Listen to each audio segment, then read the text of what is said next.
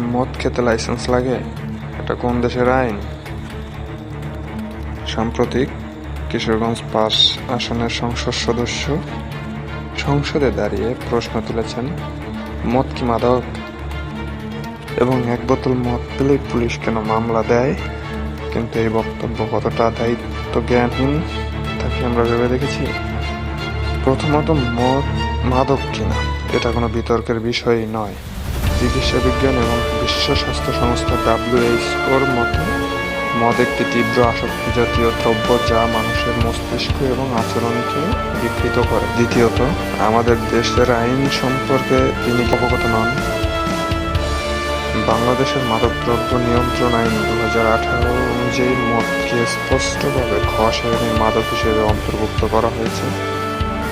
একজন সংসদ সদস্য হয়ে লাইসেন্স ছাড়া মদ বহনকে সামান্য ১ বোতল বলে অপরাধ লঘু করা এবং পুলিশের ওপর ঢালাও দোষ চাপানো আইনের শাসনকে বৃদ্ধাঙ্গুলি দেখানো শামিল। আইন প্রণেতাদের কাজ আইনের ফাঁক-ফোকর গলে অপরাধকে বৈধতা দেওয়া নয়, বরং সমাজের সুরক্ষায় আইনের কঠোর প্রয়োগ নিশ্চিত করা।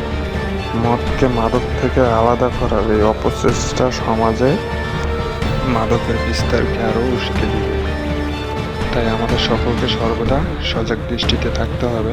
এরকম সংসদ সদস্য যদি সংসদে দাঁড়িয়ে মদকে মাদক দ্রব্য হিসেবে বিবেচনাই না করে, মদকে প্রমোট করে, তাহলে আমরা জনসাধারণ কোথায় যাব?